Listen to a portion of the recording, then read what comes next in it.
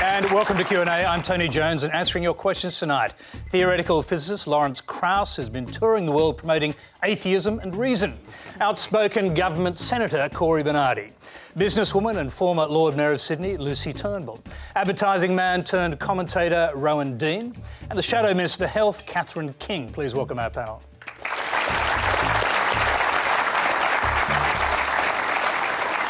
Thank you. And as usual, being simulcast on ABC News 24 News Radio, you can join the Twitter conversation by using the Quanda hashtag that just appeared on your screen. And if you have a question, a live question, just add @Quanda to help us find it. Well, our first question tonight comes from Martin Bowes. Thank you, Tony.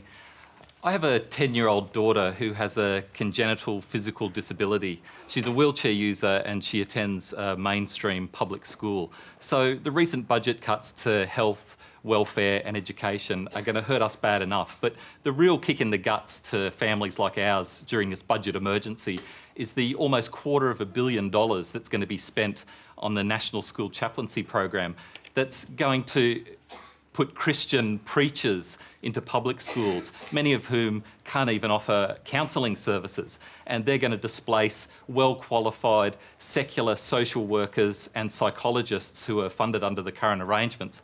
So last week, the Guardian newspaper reported that only 5% of Australians support religious-only chaplains in public schools. So why can't the government think of a better way of spending $245 million to look after the most vulnerable students in our public education system? Cory Bernardi.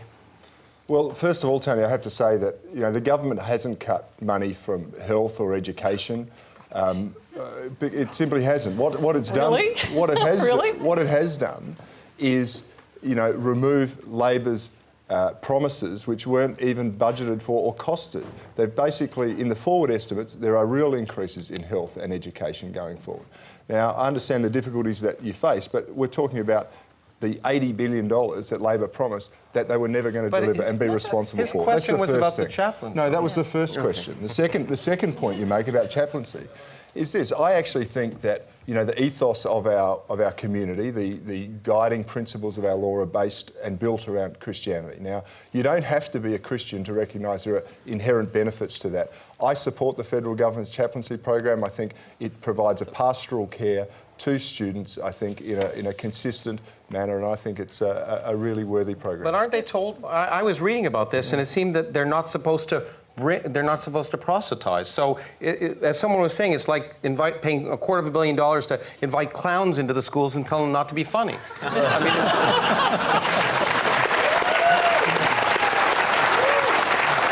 Cory, a quick response to that, and then I'll go to the other panellists. Yeah, it's not about proselytising, but it's about informing students and providing pastoral care within, I think, a moral framework that's consistent with our laws and expectations. Why did you take away the option for public schools to have a secular welfare worker for their students?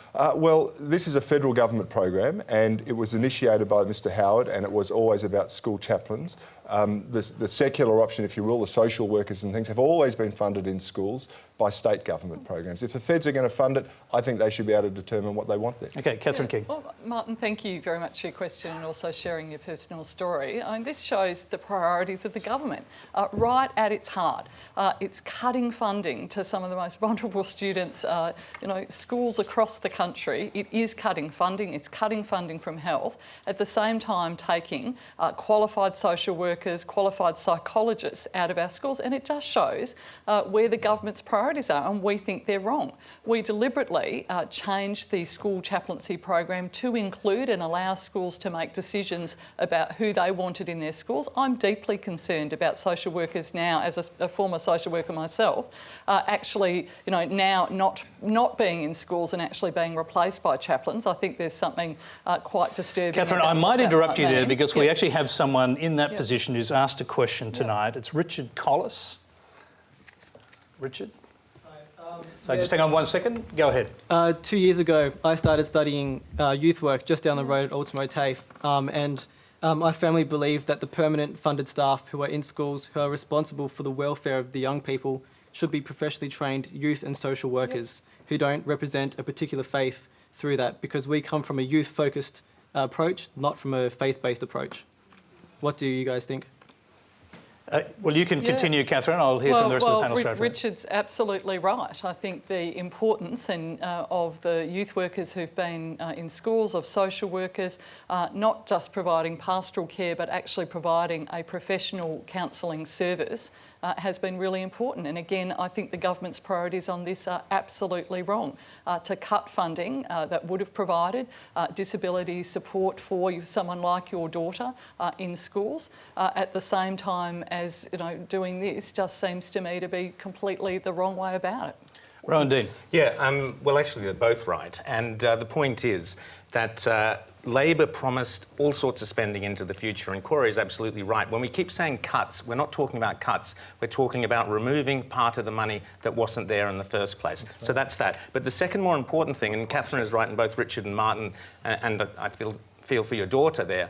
The point is that schools should be able to determine for themselves whether they want a chaplain, whether they want a social worker, whether they want a physicist, whether they want Tommy Dean as a comedian. It doesn't really matter. The schools should have the power to decide that for themselves. It shouldn't be something. So do you think it's wrong that the government has specifically allocated this money to school chaplains? Yes, I do. And I think in terms of priorities, we have far greater priorities, and I'm sure we'll be discussing some of them later. But to me, that's a small issue. The priorities that we need, the reason we need to get this budget back under control is so that we can be honest about our priorities and say what the important ones are. Would you agree that $250 million, $245 million is not a small amount? No, it's not a small amount of money. Okay, no. And personally, I would for put what? it there. I mean, I heard pastoral care. What? I don't understand what this pastoral care is. These people aren't trained. They're not like social workers. They're not trained to work with children. And certain people, I think, who might provide pastoral care, you'd want to actually keep away from children. So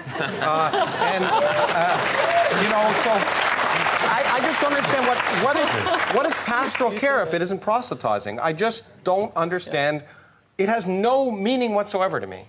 Lucy Turnbull. Well, I think, just quickly to answer your question, Lawrence, I think that pastoral care in this context means, sort of like the care that typically a social worker would also give. Yeah. But I completely agree with Rowan. The key issue here is, and this is what the government's been very strong on, is actually restoring autonomy to schools so that schools are not directed by a big government department. Why not on this issue? And I would say, consistent with the principle of autonomy, schools should be able to choose what sort of pastoral care they want. I'm just going to quickly go to a different perspective on this from Angela Martinovich. Hi there. My question is to Senator Cory Bernardi. So the secularist student welfare workers are complaining about being cut off from the National Chaplain School program, yet how are they supposed to fulfil the program objectives of providing pastoral care and general spiritual, social and emotional comfort when secularism itself rejects spiritual or religious matters? It's a very good question, but ultimately the government can determine the priorities for the government, and the school chaplaincy program is designed to put chaplains within the school environment. If schools want to employ secular staff, if they want to employ social workers, they can do that. The schools are run. What with? They haven't got any Goldsky money. So you know what? This is the problem, Catherine. That real investment in education and health and all these other things is actually going up over the course of time. What you did in your government was promise people, make all these promises that you never funded. Savings to deliver you never them funded. As well. You clocked up $300 billion worth of debt, and you expect someone else to pay it back. $180 billion worth of savings. The greatest investment we can have. The greatest investment we can have in our children is not leaving them saddled with the debt that you lot racked up over the last 6 years. So we get rid of Gonski, we get rid of NDIS. But on the other hand, I think the greatest thing we can do for our children is encourage them to think for themselves, first of all, and provide them with the best education we can provide them with. Chaplains have nothing to do with anything in that regard. Lawrence. Diversity of thought. The greatest thing we can do for our children is leave them no debt in the future, so that my child and his children are not in a country burdened by debt. So that is free education. Are you talking about free education now? No, you're not talking about HECS debt. If we've got no debt, then great. Does that include? You're talking about children. Does that include HECS debt? That's my point. But as far as I understand it, they're all right if they have debt, because if they die, then the government can take it back. Isn't that we're not going to do that. Yeah. No, they decided against that, didn't they, Cory? They did. The Prime Minister did. Yeah, he intervened. Wrongly, in your opinion? Well, I'm trying to apply first principles here, that if you accumulate debt, whether it be to the government or the tax office or to other individuals, I think ultimately it should be repaid from your estate if there's an ability to do that. Clearly the Prime Minister thought that's not the idea that he wanted to pursue, and that's his right. Lucy Turnbull, just going back to this chaplain issue, is it your view that that money should have been made available to schools to spend as they wish? On pastoral care widely defined. That's you know, well, the government's view is the government's view, and although I'm married to a cabinet minister, I don't necessarily have to agree with everything the government does here. And I do think that it's a lot of money, and the schools, or you know, the schools' autonomy should be respected. Because that, in fact, was the Labor policy. I mean, they put $222 million into this policy, and you know, to be fair, you could have the schools could have spent all of that on chaplains, as far as you Cory laid it out. But the fact is, they were given the option. You think that policy was correct?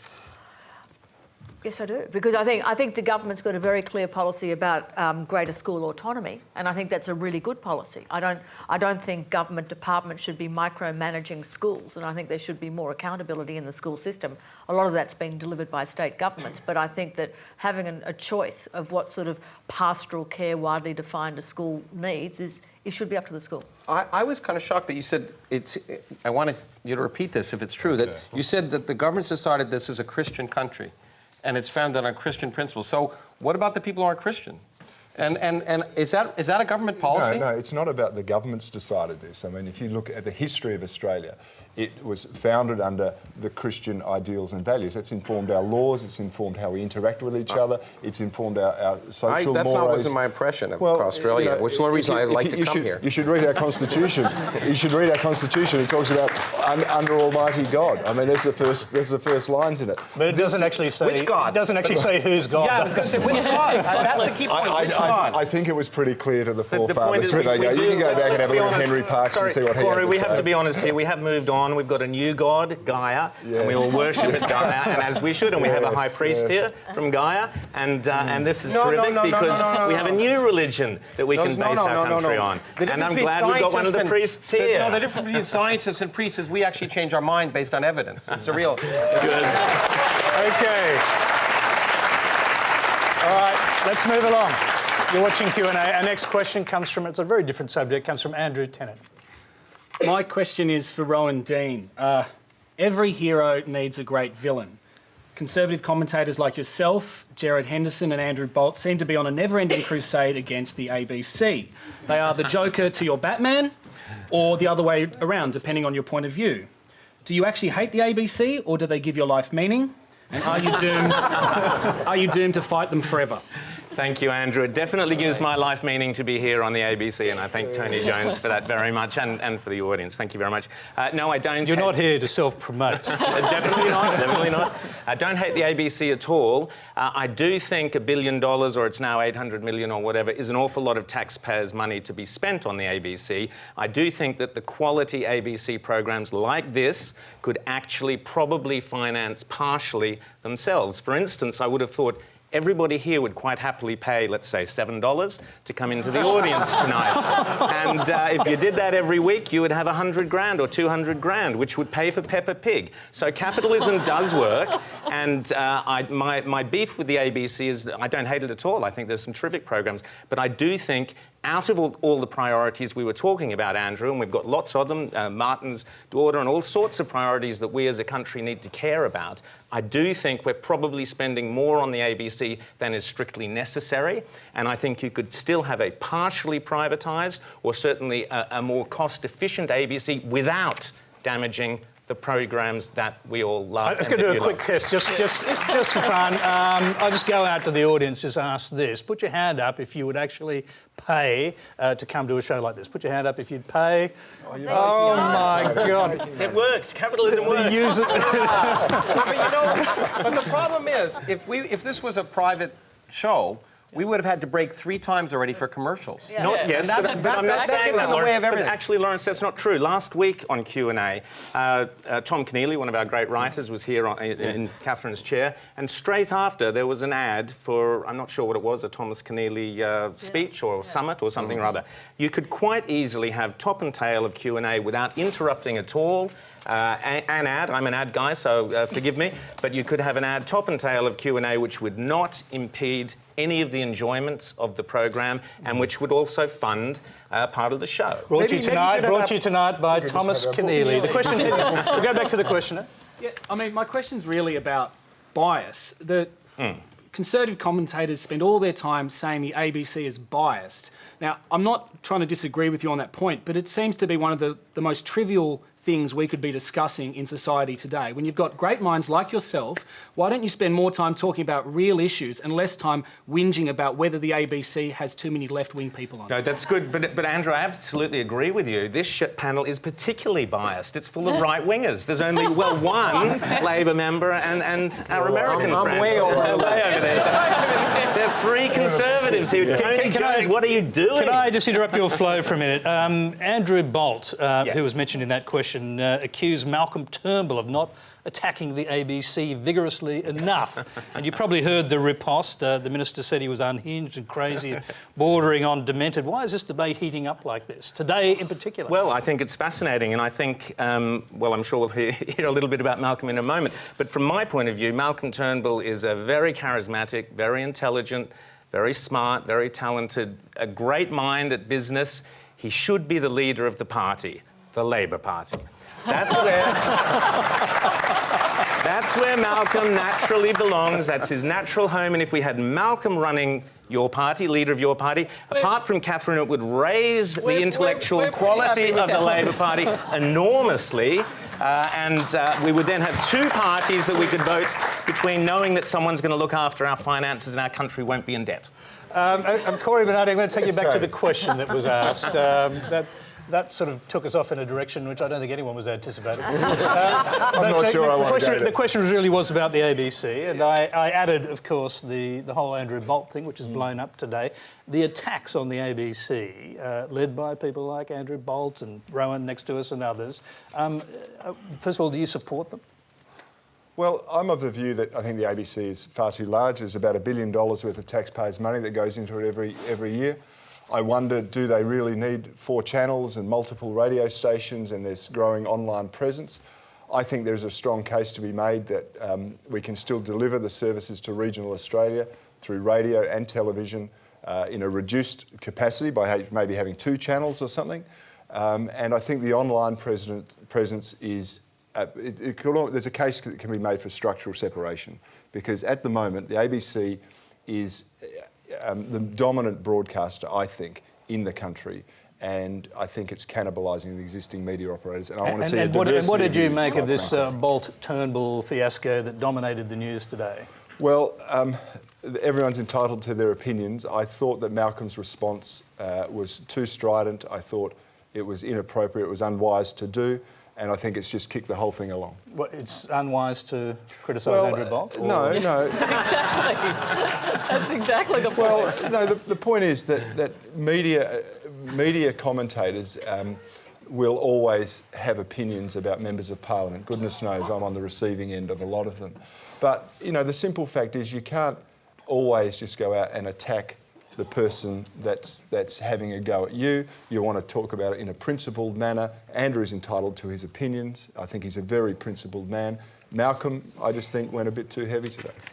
You know, coming from outside, I hesitate to comment on Australian politics, but... No, you don't. Yeah, I know. But from outside, it just seems to me like there's this effort of Conservative commentators to take the one reasonable guy in this party and marginalise him. And that's what seems. That's what this whole thing is. Can I just give you a little bit of insight here? No. Just because the whole accusation against Malcolm in this case is that he had some premeditated conspiracy, cooked up a conspiracy to have dinner with Clive Palmer last Wednesday night. Can I just tell you what happened in real time? At 6 o'clock, I had a conversation with him. He said, "I'm coming down with the most desperate dose of the flu. I'm not going to this dinner in Parliament House. I'm going to get a spicy soup. I'm going to bed." And that was at 6 o'clock, right? I assumed he was in bed at 7 o'clock. And then I went to bed really early, and he sent me a message at sort of 6:30 in the morning saying, "Guess what happened? I was having dinner and then Clive came along." It was a completely random, spontaneous But the media just happened to be there to capture. I mean, who knows why they got there, but all I'm saying is it was completely miscast. And I think it actually shows the story very clearly that there isn't nearly enough conviviality in Parliament between people across the aisle. There should be more speaking to people across the aisle. I think my dad was in politics, and in the old Parliament House, people would bump into each other all the time and speak to each other all the time. And that was a good thing. That was a good thing for Parliament. It was a good thing for the esprit de corps in the building. And I think in the new building, there isn't nearly enough people bumping into each other. People can be on the blue carpet all week without seeing anybody. They can be the red carpet in the Senate all week, or they can be in the green carpet. Nobody talks to each other enough.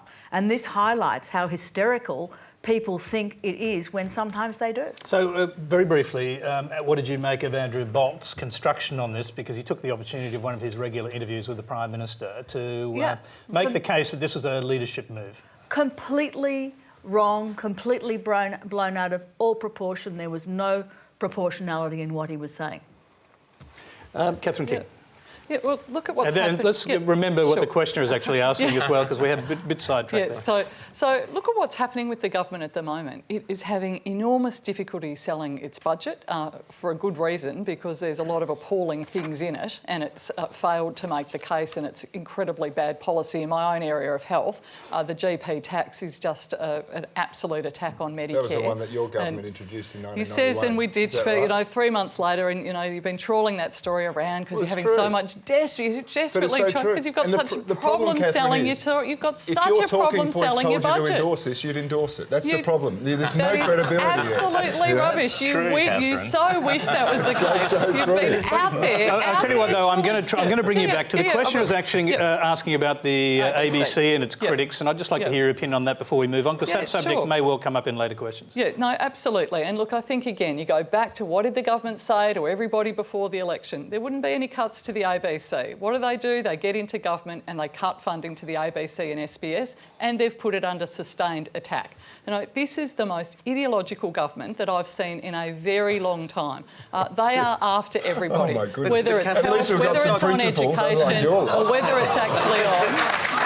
But the thing is this isn't unique here. I hear the same thing in my country. They always say that the media has this liberal bias, and it's such garbage because, in fact, it's Rupert Murdoch is look in my country too as well. There's incredible media power on the right, and the media doesn't have a liberal bias, and it's always the same thing has been said over and over again.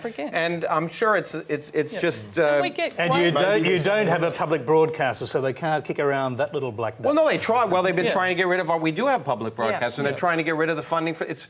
What worries me about this particular government is they're trying to make Australia more like the US, and it's an awful thing. Yeah. Okay, let's move on. We've got a lot of questions on different subjects. Let's move along. Our next question is from Hassan Mohammed. Thanks very much, Tony. I want to ask the panel, and in particular Lawrence Krauss. Australia has produced around 15 Nobel laureates, and every day about 1 billion people rely on Australian technologies, from the bionic ear to Wi-Fi to IVF, etc. Unfortunately, Prime Minister Tony Abbott and Treasurer Joe Hockey have used the first federal budget to continue their assault on science. In particular, the CSIRO has had to face a pull-out out of major research areas, and the Clean Technology Innovation Fund has been scrapped. What is this saying to the people? What is this saying to the people of my generation who want to pursue a career in science and become chemists, physicists, etc.? Does research really matter?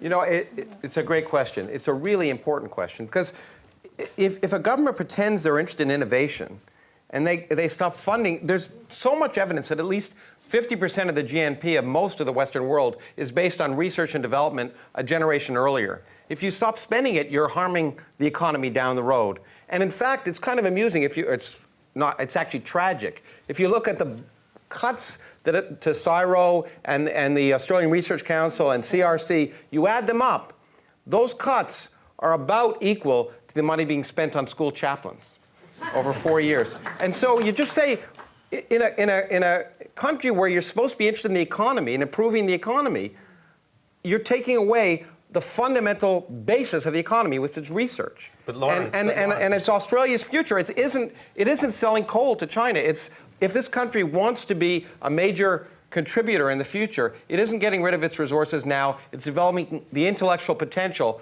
of people and creating things like Wi-Fi and all of the things that CSIRO is doing. And moreover, CSIRO gets money from industry, and when the government cuts money to CSIRO, their matching funds from industry also go away. So it's not just the $110 million cut there. There's another $50 million that industry is now no longer going to provide them. It's a horrendous budget cut for a government that's concerned about the economy, it seems to me. Okay, just before I come to this side, I want to hear from Cory Bernardi, representing the government tonight.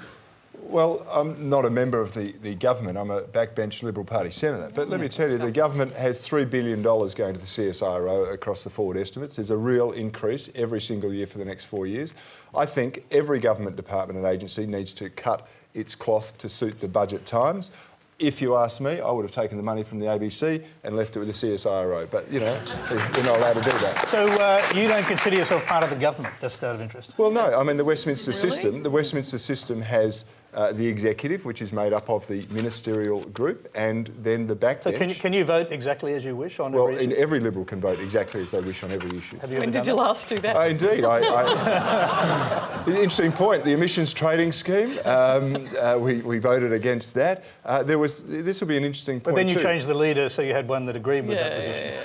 Well, ultimately, the public agreed with that position too, Tony. I know you don't, and I know, in the Twitterverse they don't either. But the fact is, the mainstream of Australia recognised the folly of the emissions trading scheme. They thought it was a terrible policy that was going to make no difference to the environment, and I think we've been proved absolutely Don't correct. assume you know what I think, by the way.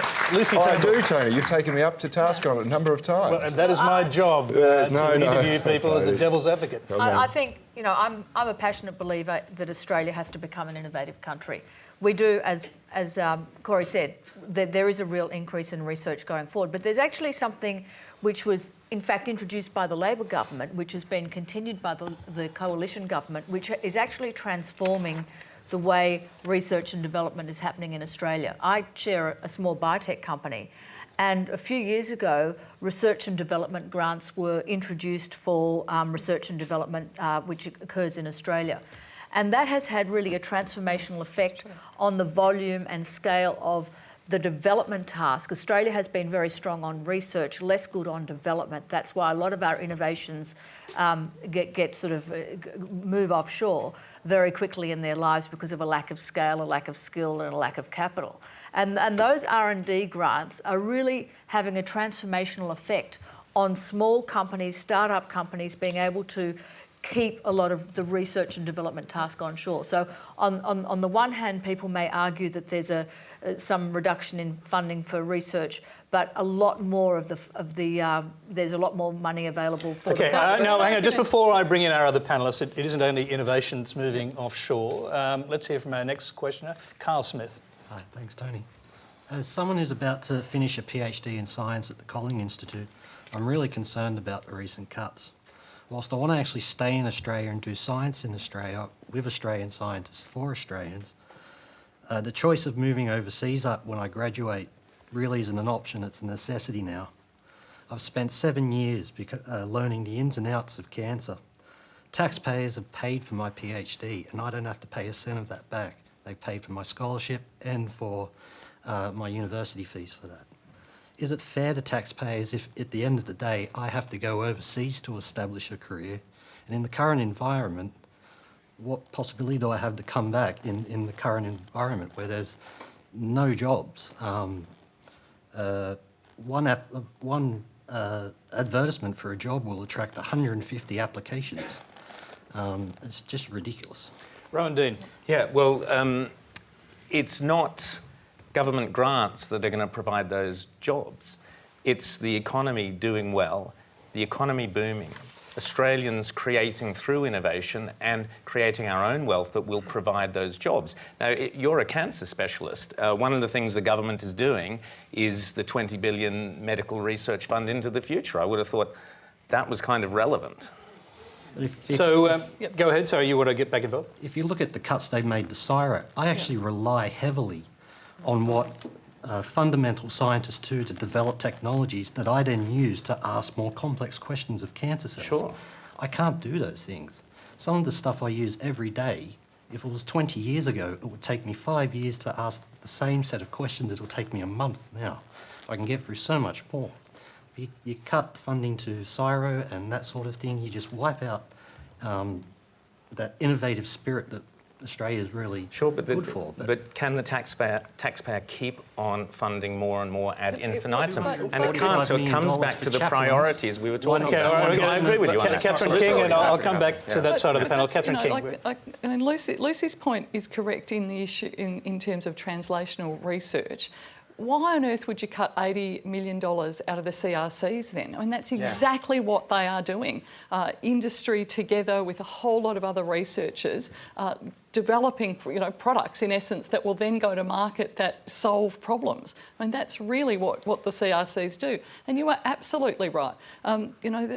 Great, let's have a medical research fund, but where are the scientists going to be that actually can work with that medical research fund to actually develop all of that new work? Can I just remind you, the government's not alone here. In 2008, in your very first budget as a Labor government, you cut $65 million from the CSIRO. So governments are doing this over time. Well, and we pay, and Australia, you're right, Australia pays a price for that. If we are going to have, for example, with manufacturing, if we're going to continue to have a manufacturing industry in Australia, innovation is the only way that's going to occur. If we're not having that innovation, if we're not having those new ideas developed and researchers that actually develop those ideas, we are in real trouble as a country, and that's what is going to drive our economy. And that's the key reason why deregulating the universities allows our universities to get up way back where we should be, which is at the top Rowan, of the pile. hold on a second. And like America. We want to be like America. Well, we do. But that's why we get people like you. If we're American, we have you here. Seriously. You want to support research if you want to, because it's right now, one of the good things about my country is that right now the graduate schools are very attractive, and we get the best and brightest from around the world. It's unfortunate for other places, but I think the point is one of priorities that you mentioned, and here, so it's okay. Look, there are budgetary problems in the world, and you have to make cuts. But you should have a rationale for making the cuts. And so if you make a cut of $110 million, you should say why you want to do that, and why, for example, if you're interested in science, why you spend, again, this $250 million on chaplains, where I understand it's $5 million on science education in the primary schools. If you really want to improve the economy in the future, you should be educating kids in science and math.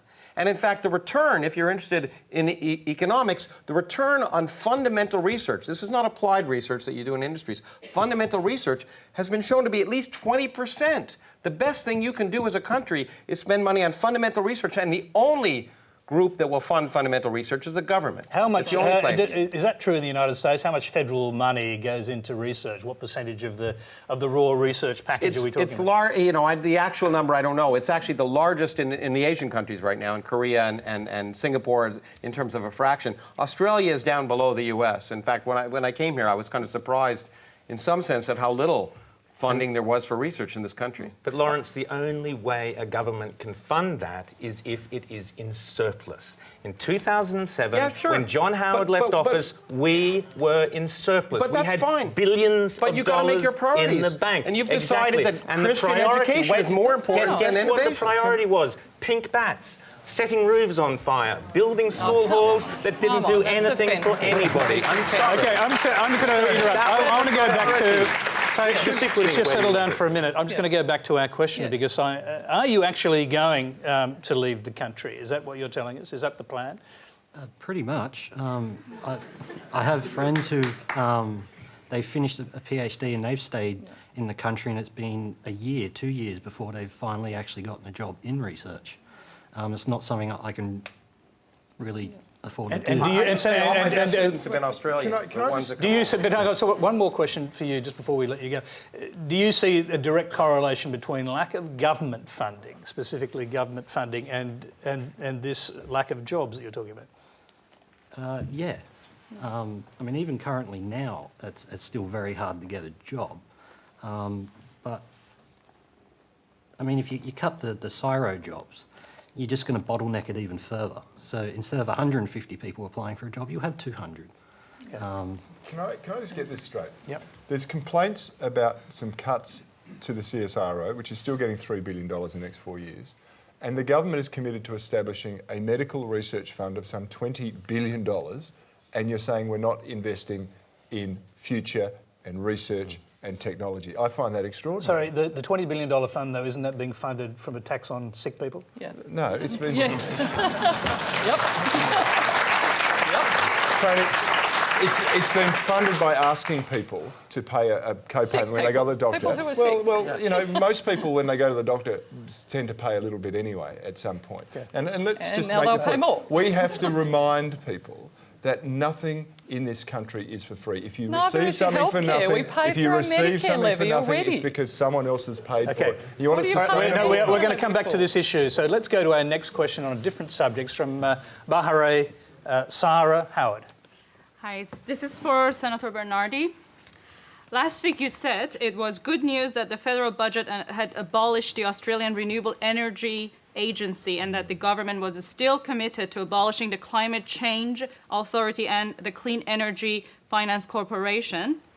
I presume when your car mechanic, your dentist, or your plumber tells you that there's something wrong with your car or your teeth or your pipes, you listen and you act. As a researcher in the field, I like to know why you ignore the climate change experts from all over this planet who are urging that the climate is changing and we must act now to reduce CO2 emissions. And I would like to remind that Australia is per capita the largest emitter in the world.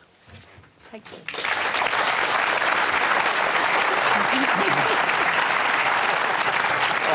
You notice I pause for the expected applause by the audience. Look, Well, you got applause as well when you say yeah. other things. I mean, there are different sections applauding for different things.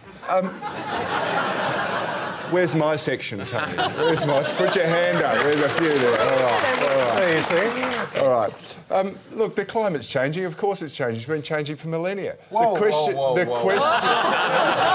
Are you saying it's You know not? what would be really, you you know what would be saying it's really not? refreshing is if unfortunately, if people like you actually tried to base your policies on empirical evidence instead of beliefs. Well, it would be so refreshing.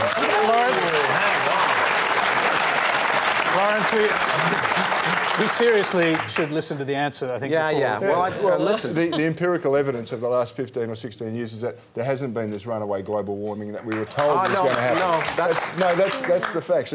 That's the fact truth. is that the last decade was the warmest in recorded history. And in fact, if you look at the graph, it's true that it fluctuates. And in fact, it was above the average of the graph for 10 years before that, and now it's a little bit below, but it's following a line that has increased by 1.8 degrees, and is exactly what you'd expect. I mean, it's physics. It's fundamental physics. You put carbon dioxide in the atmosphere, you add heat to the Earth. It's just physics. It's not politics. But Lawrence, I agree. Sorry, Cory. I agree totally with what you say, that policy should be based on empirical evidence, not on beliefs. The biggest belief, the biggest furphy, to use an Aussie expression, is that a carbon tax is the best way to get those emissions out. That's a different thing. That's a political question. I agree with you. That's a different question. So the idea that we must have a carbon tax, that will do the reverse of what you've said, there's no evidence to prove that. I want to go back to our question, because I don't think you mentioned carbon tax.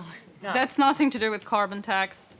It's the renewable energy target. I think he mentioned it, that the government is really committed to abolish anything to do with climate change and renewable energy development, which is quite scary. No, I didn't say that. I didn't say that. You said that.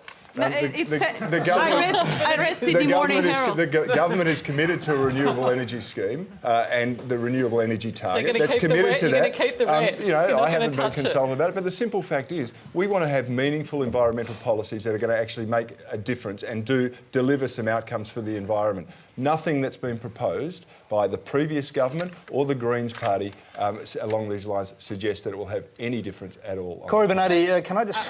Your old colleague in South Australia, Nick Minchin... He's not that old, Tony. Well, former colleague, shall we put it that way? Nick Minchin, he described the whole climate change argument as a left-wing conspiracy pursued by conspiracists among scientists and others. Do you agree with that? Well, I do think in the end the debate was entirely hijacked by those who were seeking to foster rent-seeking, that were seeking to centralise decision-making in unelected bodies. I mean, this is, look, these people who work and spend their whole lives trying to figure out how the climate works and do models. They're just trying to figure out how things work. And to say that the scientific community is somehow hijacked or somehow hiding things is this misunderstanding, because in fact, if they're wrong, the way you become famous as a scientist is to prove your colleagues wrong. That's right. That's what you want to do. And if this data, if the models don't work, then other people become more famous by showing that. These people spend their entire life and literally thousands of hours, and the people who, and you're one of them, who has these deniers, I'd like to ask, what do your models predict?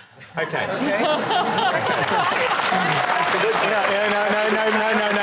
I know you've been... He doesn't get to direct who to... I want to hear from Lucy Turnbull. We could address the question. Bahare, that was a really interesting question, and I'm not going to go into the detail of the various funds, but what I find very, very interesting in the energy space and the renewable space at the moment is that it was always assumed that gas would be the transitional energy source between coal and renewables. And what we have at the moment is a huge escalation in gas prices in Australia at the moment, at the same time as you're having a massive collapse in the cost of installation of solar arrays, either on a residential or commercial basis, because the cost of production has come down so quickly and the arrays are so much more efficient. What I think is starting to happen already is that the installation of solar arrays is becoming commercially feasible without government grants. Now that is the holy grail to make renewables commercially viable. And I think because of the unforeseen, really, sort of really high escalation in gas prices, that this is going to come to pass happily without these government policies because of the changing energy landscape. So although you may be very concerned about the elimination of these funds and these targets, etc., nevertheless, I think that the energy markets and the energy environment is changing so quickly, we may get there anyway, which is a great thing. I'll just quickly bring Lawrence Krauss in, and we need to move on to other questions, but I think overnight the new policies in the United States are going to begin with a direct action policy, in fact, stopping emissions at source in power stations. Exactly, because power stations, in fact, produce a large part of carbon dioxide. And in fact, I'm incredibly impressed with the new policy, because it is going to do something which it's about time we do, which is get rid of coal. I hate to say it for Australia, but first of all, coal, in fact, at least in my country, and I don't have the data here, but my country employs very few people compared to other resources. But it is dirty, it kills people, it's destroying the environment, and ultimately what they're doing in the United States is a policy that's encouraging exactly what you're talking about, moving away from these areas that we shouldn't be exploiting. And in fact, I understand your Prime Minister said the worst thing that can be done for future generations is to leave that coal in the ground. It's actually the best thing we can do for our children. Cory Bernardi, very briefly, because the Prime Minister will be in the United States. I think he'll meet Obama fairly soon. At least he'll meet him at the D-Day celebration. So I'm just wondering, is it going to be a little bit embarrassing if Obama moves more quickly with emissions reductions than this government expected?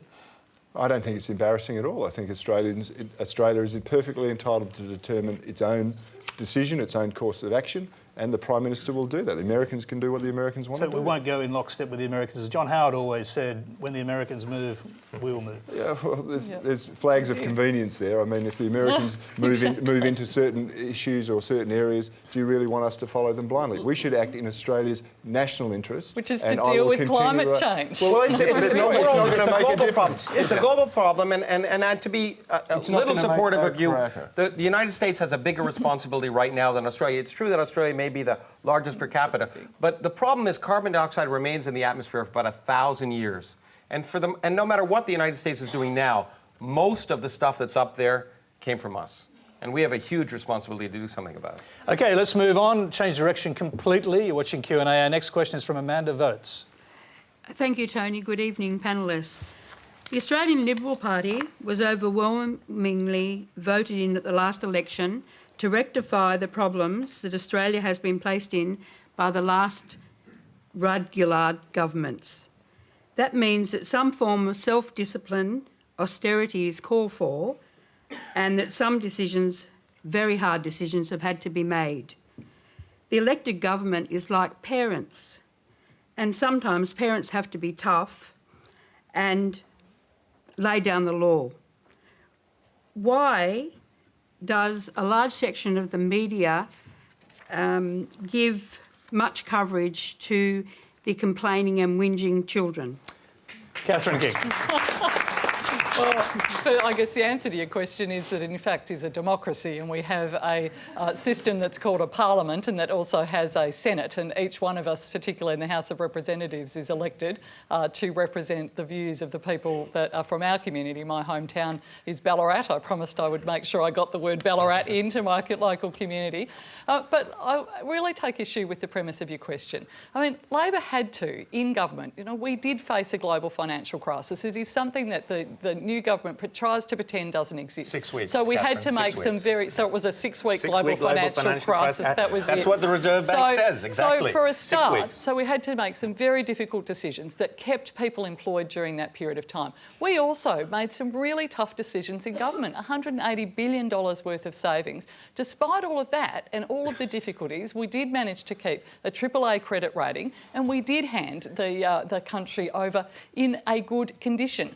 What we did want to do was invest. We wanted to invest in education. We wanted to invest in a national disability insurance scheme, and we wanted to invest in public hospitals. Isn't part of the problem that those things are very important things to do. That is exactly what we've done. Any of those things. Then why do your health officials say there was $55 billion cut out of the health budget at Senate estimates today? $55 billion because cut. You made your promises government promises officials without any allocation and they of resources start in 28 days' time Oh, to our public hospitals. You're living in a virtual world. I'm I think really.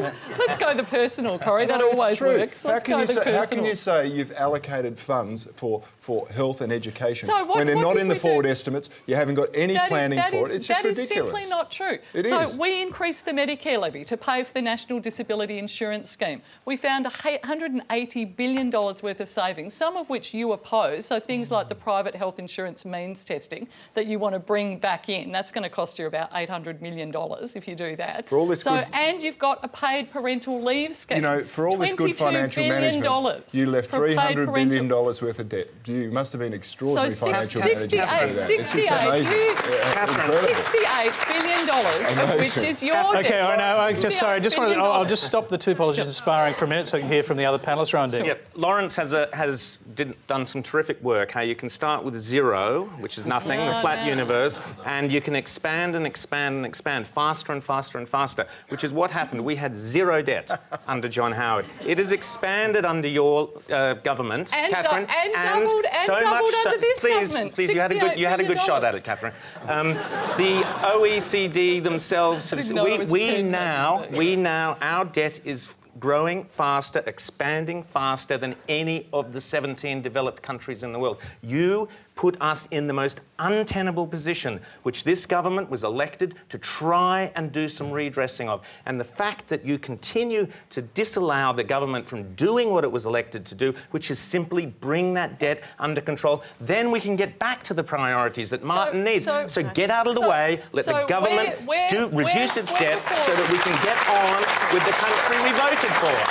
Where in the last election did people vote to have $80 billion taken out of health and education? $80 billion was never there. Where did they vote? Where did they vote? Where did they vote to have I can go, here's $100 billion. Wait. Lucy Turnbull wants to say something. We'll hear from Lucy first. Do you have the $80 billion? No, I certainly don't. No, I'd just like to put a bit of historical context into this conversation, because the last big sort of crisis we had in Australia was the Great Depression, right? I mean, there were minor crises in the 70s, and but the last biggie was actually the Great Depression, and Australia did really, really badly in the Great Depression. We were knocked out of the ballpark. We really, really did badly. And part of the reason for that was the very high level of debt we had at that time, which we couldn't sustain, and we were very weak as a consequence of that when the Depression hit. Unemployment was really, really high. It was higher than any other country except for Germany. And remember what happened to Germany after the Depression. So we were really knocked sideways by the Depression. And I think a big part of the reason why we responded so robustly in the GFC was that we didn't have any debt at that time. So being relatively low in debt is actually a good place to be in a crisis. And there's no doubt the Chinese economy. There's no doubt the Chinese economy was part of the reason that we got through the GFC too. But we have, from our own national experience, learned what happens when debt gets out of control. I live in a country that has a lot of debt. And it's doing okay. And in fact, I'm not... China actually owns nearly all of it. And in fact, I'm not an economist, which is something I'm rather proud of, actually. But I'm always amazed. I mean, debt isn't such a bad thing. In fact, governments are, sometimes spending and going to debt is what governments should do in order to improve the lot of people. So, look, I'm not saying that there's not issues, and there really are issues, but when people just automatically bring up debt as a problem, and it's been an issue in my country, in the way, if you want to get out of debt, you improve the economy, and ultimately that means trying to find the best way to spend money on people and resources. I'm just going to read it because the questioner has her hand up. In respect of all that, I understand, that the Labor Party obviously did what it thought was doing, it was trying to do the right thing. What I'm really saying is, with the media, I've seen more of Sarah Hanson-Young and Bill Shorten in the last 4 weeks than I've ever seen them. And that's my point, that the media seems to be focusing on the negatives of what the elected government is doing, and not focusing on, the fact that we need to rein in our spending. Thank you, Amanda. I'm going to take that as a comment. We're going to go to another question on this general subject from Anatol Romanov. Go ahead. Good. Okay. My question is about the budget. Systems currently in place in health and higher education, basic principles like Medicare bulk billing and HECS and or HELP student loans, they create an illusion of free education and free health care for all. I received my higher education in Soviet Union in 1970s. And in this country, health and all levels of education were free for everyone. Well, at least that's what we believed in. But in fact, of course, they were not free. They were financed by millions and millions of people who were underpaid: engineers, doctors, teachers, workers. And we all know what happened with this economic experiment. The country now doesn't exist, and the economy collapsed because it wasn't sustainable. Now, the budget offers measures to ensure sustainable health and education systems in Australia. And my question is to Catherine Keane, first of all. How can a reasonable person deny that the current bulk billing and HECS arrangements are inefficient, too generous, and unsustainable for the country even in the short run? Thanks very much for the question, Anatol, and thanks for, again, sharing your personal experiences. From Russia without love. There was a little bit of love there, it's all right. Look, I'll take the area that I have responsibility with is health. 30 years ago when we established Medicare, it was established as a universal healthcare system, a universal insurance system that everybody contributes to. It's not free, for a start, and I think it's a myth that the government keeps perpetrating that somehow there's free healthcare. It's not. We pay a Medicare levy according to your income. Some people pay a Medicare levy surcharge, some people take out private health insurance. So the system is not free. But the reason it was established 30 years ago is that there was the potential, and Bob Hawke said it at the time, that 2 million Australians, in the case of a healthcare event, would face bankruptcy because the way the system was working then meant that people couldn't access care without their credit card, in essence. So the universal healthcare system we have has been really important in making sure that people do have access, and it's that universal access that's the fundamental principle of Medicare, to primary care. Now, what the government wants to do is basically take that primary care system, which is in fact the most efficient part of the system, and reduce the amount of times people go. And that's exactly what they've done with introducing a price mechanism. They want to put a barrier in the way to people accessing a doctor, and we say that that's actually A, unfair, and B, also it's bad health economics. At the end of the day, people who are in that system potentially end up much sicker. They don't go for their blood tests, they don't go for their blood pressure tests, and they end up then in a more expensive part of the system going to see specialists and into our public hospital system. There isn't a health expert in the country that says this is a good policy idea, and Labor cannot and will not support it. Catherine, we're nearly out of time. We're going to go around the panel and just get their opinions on this. Rowan. Yeah, just briefly, Catherine, there are plenty of countries in the world, Sweden, Finland, France, New Zealand, that have co-payments. The reason countries have co-payments is because you want to keep the good things about Medicare, not destroy them. You want to keep them. You want to keep more money coming into Medicare because expenses are going up and up. We're spending more and more. It was $8 billion only a few years ago. It's $20 billion they're now. not putting the co-payments into Medicare. True, they're putting it into the fund. I agree with that. It should be going straight into the health system or into paying off your huge, expansive debt. It's a budget trick. It's a budget no, trick. it doesn't matter. It's a $7 co-payment, which you've got plenty of safety nets. OK, but you think it's going to the wrong place? Yeah, but you would be supporting it now if you were in government. No, we wouldn't. You would. I think a price signal can be important. There's certainly a price signal with drugs under the PBS. People have to pay a small amount when they get drugs under the PBS, and especially less if they're pensioners, etc. I think there needs to be a safety net, which I understand to some extent there is. But I think the idea of a co-payment in general for people who have reasonable incomes is not a bad idea. I do worry sometimes that those at the more socially disadvantaged level, I don't want them to be discouraged. So you think the co-payment should be means tested? Yeah. Cory Bernardi. I don't think that there's any member of the Labor Party that's in a position to lecture the government on health economics or any other form of economics. Yes, I think it was just Lucy Turnbull that gave you a bit of a lecture.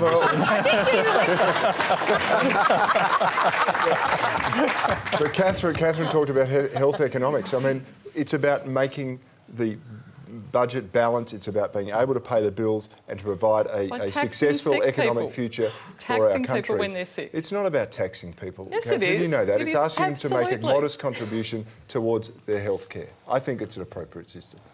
And we'll end with our international observer. Yeah. Say something. Well, have skin in the game. I come from a place where the healthcare the system is the worst in the world because Absolutely. I mean, Why do for we- people, especially people who can't afford it, and they are bankrupt when they get sick. And the reason it costs more in the United States than any other country per capita is precisely that, because people won't go to a doctor for preventative care. Now, I think your point is well taken. That ultimately, I don't think I can comment on a copay, but clearly, people who can't afford it should not be intimidated from going to see a doctor, because that will cost in the end more money for everyone, and it will lead to worse health care. And you should. That's what people are worried about. It won't happen because it very likely won't get through the Senate. That is all we have time for tonight. Please thank our panel: Lawrence Krauss, Cory Bernardi, Lucy Turnbull, Rowan Dean, Catherine King. Thank you very much. Next Monday, Q&A will bring together a panel that draws on the wisdom of the elders. The world-renowned primatologist Jane Goodall, whose study of chimpanzees revolutionised our understanding of humanity. The doyen of Australian conservatism, former politician Peter Coleman. Art critic, author and former National Gallery director Betty Churcher, and Central Australian Indigenous leader Rosie Kunoth Monks. Until next week's Q&A, good night.